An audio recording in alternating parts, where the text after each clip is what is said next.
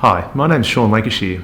I'm Deputy Principal at St Mary's College, and today we're having a conversation with Fr Bob Maguire.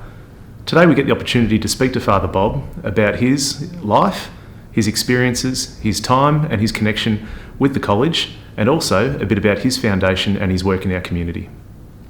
Good morning, Fr Bob. Good morning, sir. Thanks for being here with us. My pleasure, and my privilege. Okay, firstly I wanted to ask about all those years ago when you attended CBC St Kilda. Can you tell me a bit about your time at the school and some of your fondest memories? All my family died all of a sudden, boom, boom, boom, boom, boom, boom, and we decided they decided what was left, decided that maybe it would be a good thing if I stayed on course. Mm-hmm. And I think I got a scholarship from somewhere, maybe it was from the RSL or from somewhere, that made it possible for me to go to school here, or to continue on the path that we had probably set. We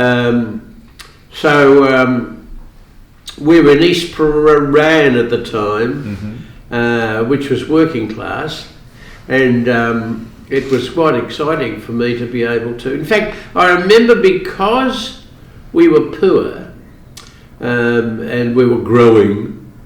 Out of our trousers, so to speak, that I remember. And our trousers, of course, because we were poor, had holes in them, in the crutch. Hello? From walking, walk. But at the same time, I think we borrowed, my brother Jim, who was in the Air Force, pinched his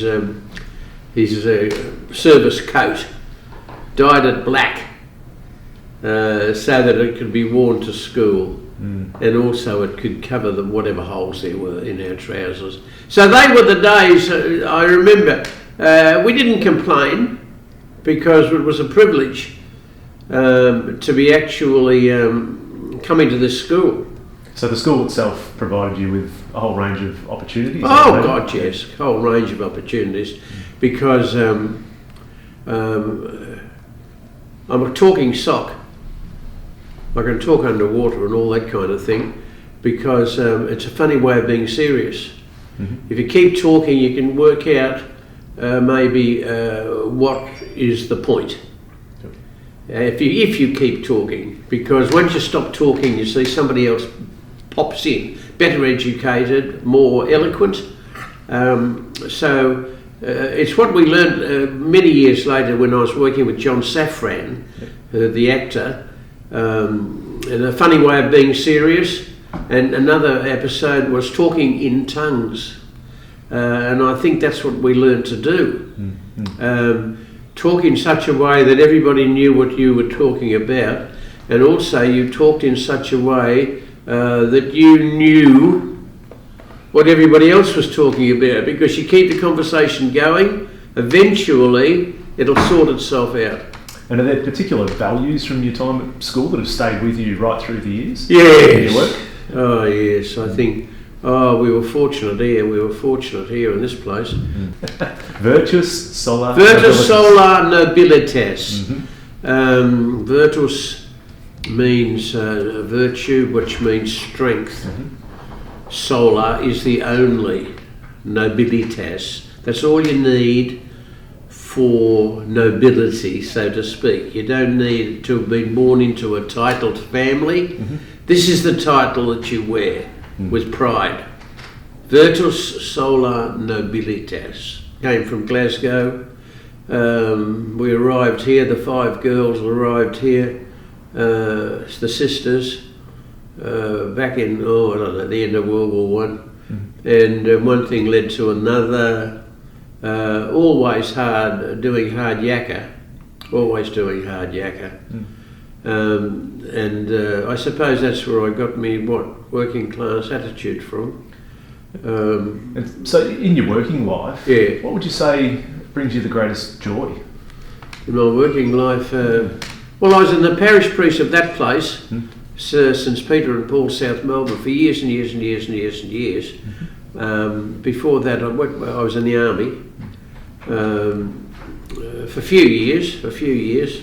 Hence the medals. Yeah. for a few years, and I wear them with pride. People say, "What are you wearing those for?" And I said, "Well, look, they're confirmation that there's more to me than meets the eye." So, I like the idea of it. I think any boy or girl or whoever should be careful not to dismiss their history. It's fair to say that the majority of your work is really close to home as well. I just wondered, you've used the media a lot over your career. Yeah, that's the Twitterverse. I like the Twitterverse. Yeah. And you've also focused really a lot in your time on kids and helping kids and focusing on young people. What does that just come that generation? Well, I think we owe them an explanation, and they need to find an explanation. We need reassurance. Yep. See? And perhaps that's what this generation needs. And reassurance. It needs reassurance. Yep. And so tell us all about your foundation and how you've... I started the foundation, I suppose, when we left the parish precinct, look after people who had nothing. They couldn't even afford groceries and that kind of thing. And even the occasional scholarship to make sure that the kid didn't have to leave school because of no trousers or no whatever. So that's how the foundation started. Eventually I thought, foundation is a very formal term. I think I'll form another thing with a new word, the Cobberwealth. COBBER. From what's his name? Who was that famous general?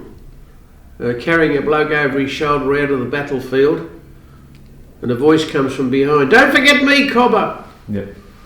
And I thought, I like that. So he went back and he slung the other bloke over his shoulder. And I think that's what it's all about, that kind of thing. That's the kind of the spirituality or the philosophy. Yep. And it suits secular humanism. If they would be more rigorous, the secular humanists, I'm a great believer in the secular is also sacred. And I think we were at Parliament House steps yesterday, addressing a crowd too there. We grabbed the microphone and we were invited to do so and make a bit of a speech about we're all in this together. Ladies and gentlemen, thank you for allowing me to talk here today. And I just want to reassure you that we're all in this together, whether it's in the far-flung suburbs of Broadmeadows or whether it's the central business district, where all kinds of people are suffering. We know from experience over the years with street workers, treat everybody with respect because they're what we call the street philosophers. Yep. And I guess at St Mary's College, the way we've tried to contribute to that is through our walkathon, which sadly we didn't actually get to walk this year. Yes. But the fundraising effort was as strong as it's ever been. Yeah, brilliant. And being here today, we've been able to pass over a cheque as well. So brilliant. Thank you. And that'll help people. That'll help a lot of people. Locally, but also, of course, in my newfound territory of Broadmeadows. Fantastic. Thank you. We're really proud and really pleased to be able to do that. Thank you. Can I end with one last thing? What might come next for you? You've spoken a bit death, about... probably. knock. Who's there? Hello? Can you wait for a minute, please? So I think that your work's still undone. You've got a bit more to go. Camels. We'll do the camel farm. Yeah. Up there near Ararat. A therapy called camel therapy. Where you pat a camel and all of a sudden, lo and behold, ladies and gentlemen, there's a feeling of well-being, all that kind of thing, So it's exciting and it's interesting, you see. Well, I can only say, Father Bob, we're really pleased to have you come here today. Very grateful to, and the nice, extended history absolutely of me and this place. Great, and look forward to many more years to come of your connection to this school. Thank you, comrade. And we really are grateful to be able to contribute. Should I say comrade? You can. Thank you, Cobber. It might be bad. I'm happy to hear that too. Yes. Good. Thank you.